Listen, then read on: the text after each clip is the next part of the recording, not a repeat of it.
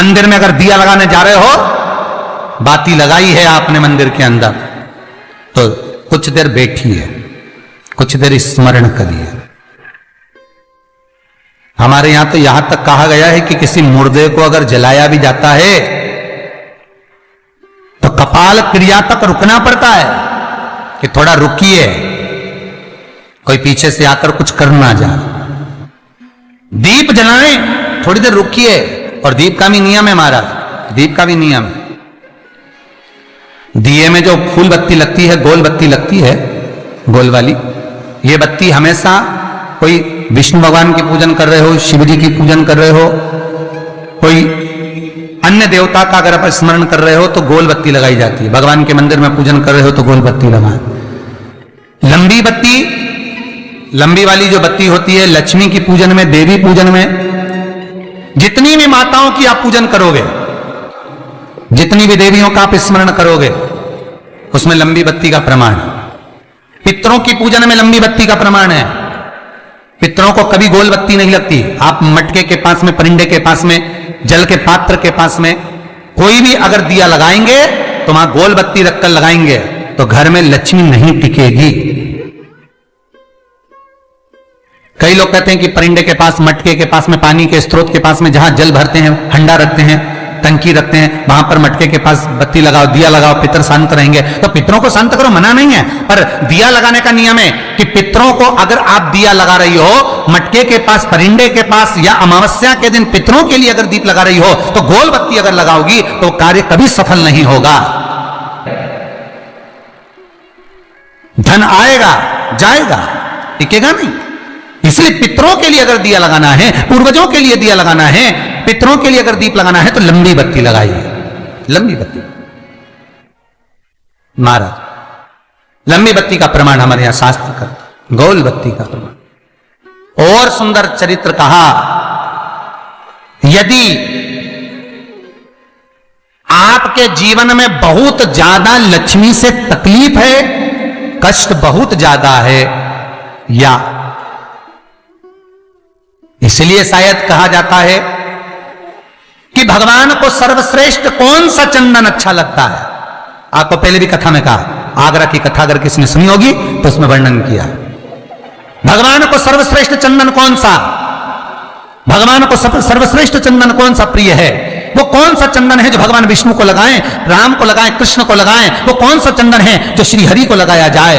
तो जीते जी भगवान विष्णु एक बार गले लगाते हैं, उसको कहते हैं हरि चंदन।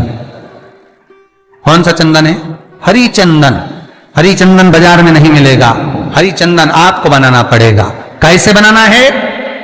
तुलसी जब सूख जाए उसकी जड़ को निकाल लिया जाए, वो जड़ को पानी में धो लिया जाए, धोने के बाद उसको सिलवट्टे पर, पत्थर पर घिसा जाए और घिसकर उसमें थोड़ा सा कुंकू, रोली डालकर तैयार कर कर जो भगवान विष्णु के मस्तक पर, कृष्ण राम के मस्तक पर लगा देते हैं और उसकी एक बिंदी अपने हृदय पे लगा लेते हैं। जीते जी भगवान एक बार उसको गले लगाते ही हैं। हरि चंदन प्रियता। जैसे शिव महापुराण में रुद्र चंदन का भाव है,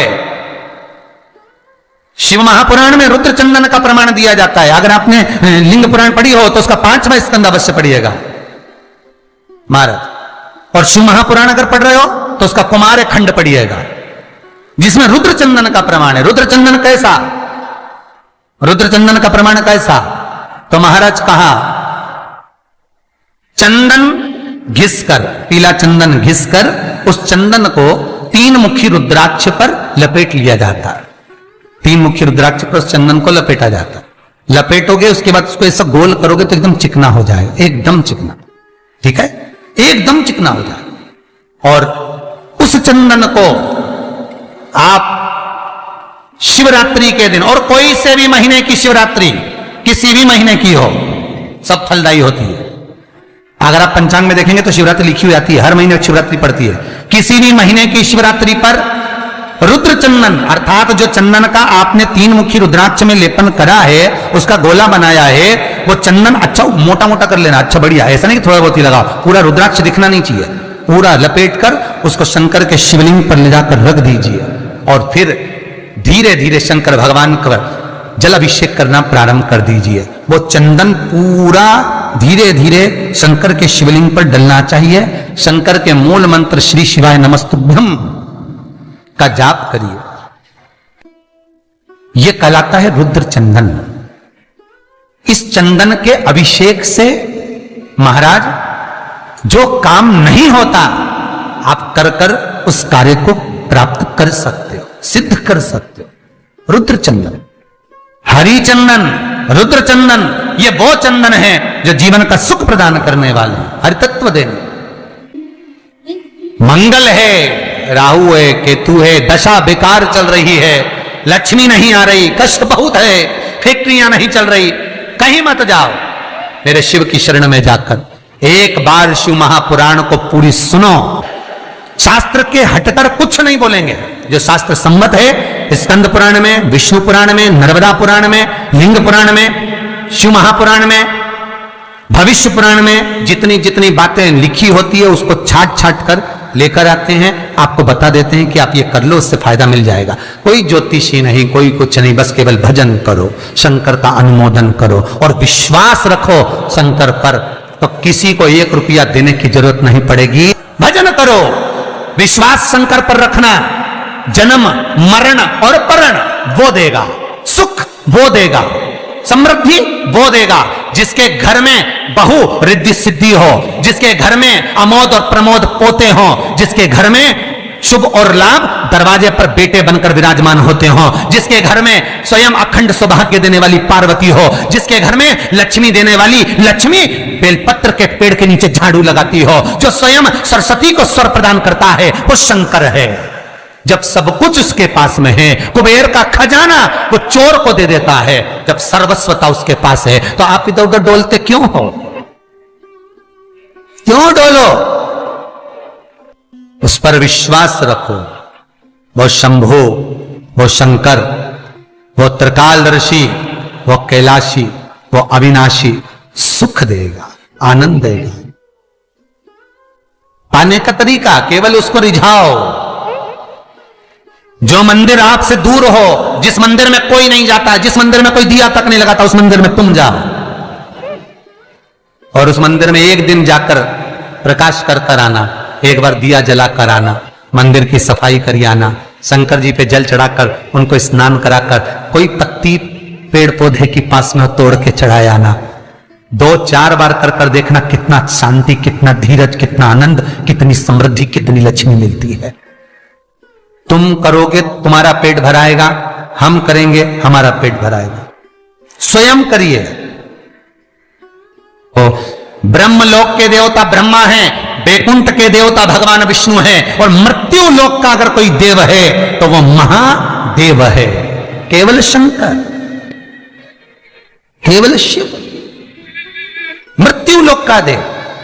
अभी एक विचार करो, तुम्हारे घर में अगर थोड़ी सी तकलीफ आई तो सबसे पहले अमेरिका में लड़का रह रहा वो आएगा क्या? पूना में बच्चे रह रहे हैं वो आएंगे क्या? इंदौर में बेटी रह रही वो आएगी क्या? उज्जैन में कोई रह रहा है वो आएगा क्या? सबसे पहले वो आएगा जो तुम्हारे घर के पास होगा या घर के करीब में होगा, बिल्कुल लगा हुआ होगा या घर में होगा। अब आप कहां रहते हो? जितने लोग कथा सुन रहे हैं सही बताना, कहां रहते हो? पृथ्वी पर मृत्यु लोक में रहते हो। और पुकार किसको रहे हो? ब्रह्मलोक में। पुकार किसको रहे हो? बैकुंठ लोक में। पुकार किसको रहे हो? इंद्रलोक में। और जो घर के घर में रह रहा है, जो तुम्हारे पास में रह रहा है, जो मृत्यु लोक में रह रहा है, उसको तो बुला ही नहीं रहा। कई लोग कहते हैं मृत्यु लोक। कई लोगों की आदत है, पड़ोसन को तो खूब चाय पिलाएंगे, पड़ोसन की काकी के